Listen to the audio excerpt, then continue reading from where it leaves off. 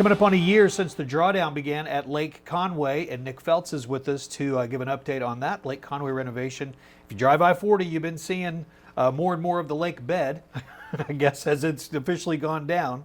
But where are we with the project? It's been, like I said, been about a year since the drawdown began.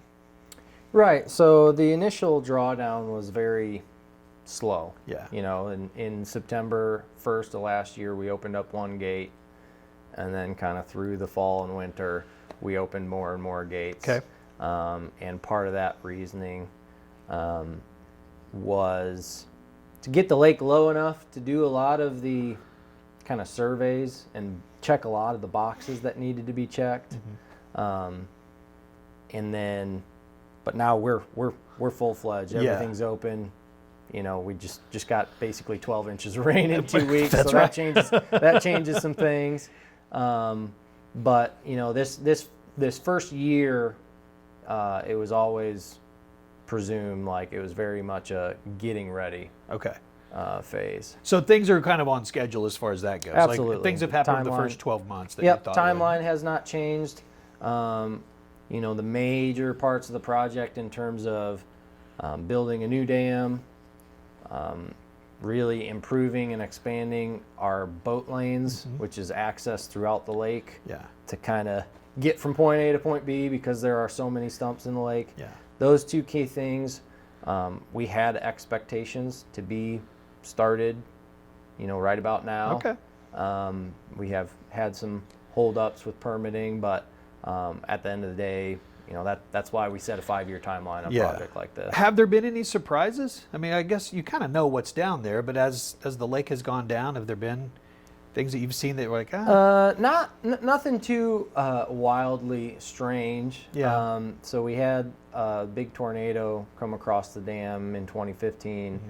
and we had a agency-wide cleanup where, again, it was a full lake at the time. Yeah. So there's boats out on the lake trying to pull as much of the trash out of the lake as possible.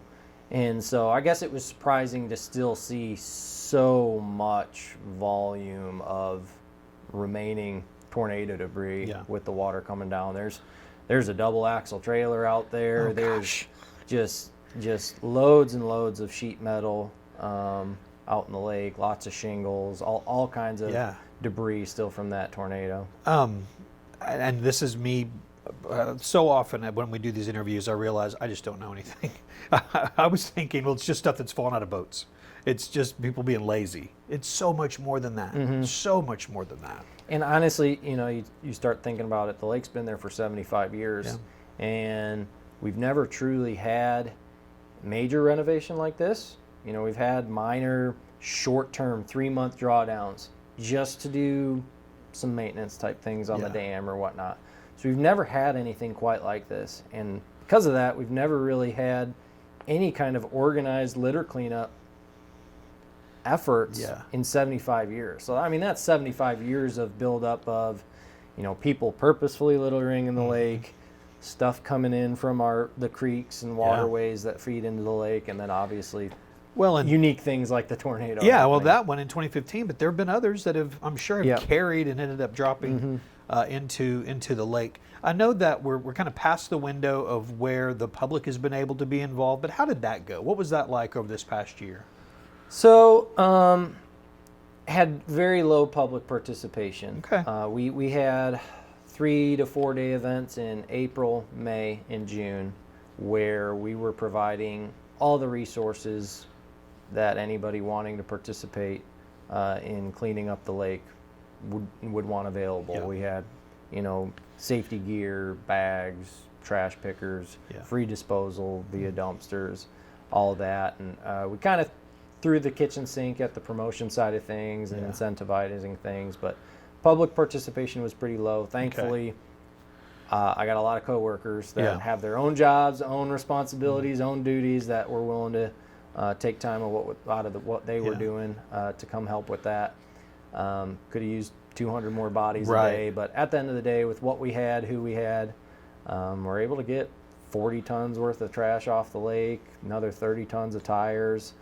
Still a whole lot more that could be done out there, but as you said, the window of opportunity, at least right now, is kind of closed. Yeah. And we'll just continue to look for opportunities moving forward where we have windows where we can be efficient. So if someone's seeing this and they're like, I missed it, and I should have helped, I wanted to help, I had time to help, what's the best way for someone to stay connected? Is it through social media with the agency? We've taken definitely a multifaceted approach, and so we have our Lake Conway project page on our AGFC website that is updated regularly. We have our Facebook channels as well. Yeah. And then we have a text service you can sign up for to get really short alerts fairly irregularly for really critical things like the cleanups. And then finally, we have some local, Facebook groups really centered around residents and people invested in Lake Conway that I contribute to just try to keep people in the loop, up to date on what's going bad, what's going on, good, bad, or indifferent. Yeah. Because it sounds like some of it's difficult to plan in advance. It's someone can't all say, based on water level, right? So that maybe that text is a good idea. So we'll make sure that information is included in the interview here. What does the next year look like? Can you really forecast what the next year? Is it all based on, like I said, we got 12 inches of rain recently? Is all of it based on that moving forward? To an extent, I think. A lot of people have been seeing prior to 4th of July, the lake got really lowest to this point. Okay. Got really, really low. And I think there's just been this conception that we've just been waiting for these just unrealistically pristine lake conditions to start work. And the type of work we're doing, the type of equipment that's going to be used, super versatile. I mean, they're used to working in this type of environment, and so we don't necessarily need the lake to be 8 foot down consistently for 6 months at a time to do work. Okay. The reason work wasn't being done on the lake is because of some permitting issues with the U.S. Army Corps of Engineers. Okay. And so the next year moving forward, on our end, all of our ducks in a row in terms of getting all the boat lane and dam work finalized, having that either bid out or about to be bid out, and having contractors in place to do the work, just ready to say go. Yeah. So our ducks are in a row on that side of things, and now we're just in a phase of let's pivot towards a lot of the habitat enhancement work that we want to do moving forward through the rest of the summer and fall, knowing that the moment a permit is issued and we're cleared to go with that other stuff, we're just going to pivot right back and hit the ground running with that stuff. So, I mean, in terms of the next 12 months, next calendar year, I sure would hope to anticipate that, we'll be beginning work on the boat lanes, beginning work on the dam,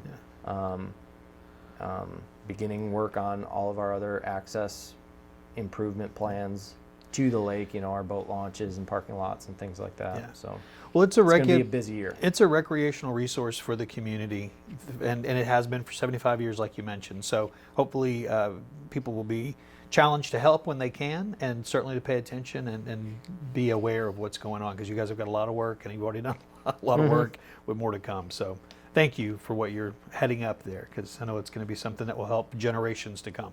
Appreciate it. Yeah, we're just trying to, as part of this project, we definitely want to engage with the public as much as we can, and have them bought in, have them invested in it, and feel part of it, and so they'll be, in addition to like cleanup opportunities as we can find them, there'll be opportunities to where we try to supply habitat resources to folks that maybe live on the lake and want to make their own improvements.